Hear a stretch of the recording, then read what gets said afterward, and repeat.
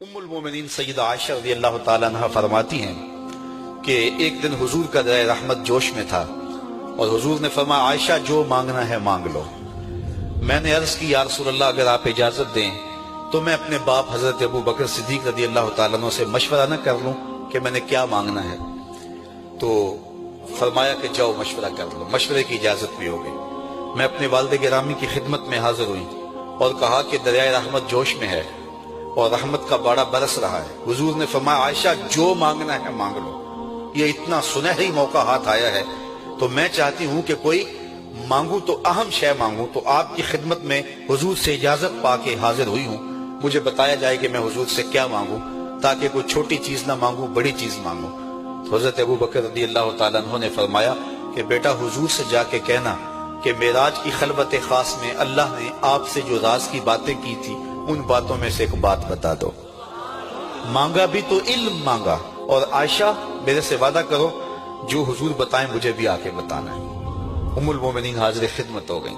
حضور نے پوچھا عائشہ مشورہ ہو گیا؟ کہا جی حضور ہو گیا۔ کہا مانگو کیا مانگتی ہو؟ کہا حضور معراج کی خلوت خاص میں جب اللہ کے حضور حاضر ہوئے رب نے آپ سے راز کی باتیں کی تو ان باتوں میں سے ایک بات بتا دیں۔ حضور مسکرا پڑے۔ اس بات پہ مسکرائے ہوں گے میرے یار غار کا انتخاب کیسا ہے، یا اس بات پہ مسکرائے ہوں گے کہ راز کی بات بتا دوں تو راز راز نہ رہا، لیکن وعدہ کیا تھا۔ کہا عائشہ سنو، جب میں قرب خاص میں پہنچا تو میرے مالک نے مجھ سے راز کی جو باتیں کی ان میں سے ایک بات یہ تھی، محبوب تیری امت میں سے کوئی شخص کسی شخص کا ٹوٹا ہوا دل جوڑ دے تو میرے اوپر لازم ہے بغیر حساب کے جنت عطا کرو۔ ام المومنین بہت خوش ہوئی اور اپنے والد گرامی سیدنا ابو بکر صدیق رضی اللہ تعالیٰ عنہ کے پاس آئیں اور ساری کہانی سنائی۔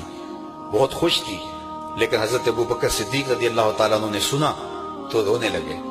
تو ام المومنین سیدہ عائشہ رضی اللہ تعالیٰ عنہ نے عرض کیا میرے والد گرامی یہ بات رونے والی تو نہیں ہے، ہم بسا اوقات کسی دکھی کے کام آ جاتے ہیں، کسی کا دکھڑا بیٹھ کے سن لیتے ہیں، کسی کی ڈھارس بنا دیتے ہیں، کسی کے کام آ جاتے ہیں، یہ تو بخشش کا بہانہ ہاتھ آ گیا اور آپ اس پہ رو رہے ہیں۔ تو فرمانے لگے عائشہ اس کو معکوس بھی پڑھو، تصویر کا دوسرا رخ بھی دیکھو۔ اگر کوئی شخص کسی کا ٹوٹا ہوا دل جوڑ دے تو بغیر حساب کے جنت میں جائے گا، اس کا دوسرا رخ یہ ہے اگر کوئی کسی کا دل توڑ بیٹھے تو سیدھا جہنم میں جائے گا۔ میں اس بات پہ رو رہا ہوں کہ ہم سے کسی کا دل نہ ٹوٹ گیا۔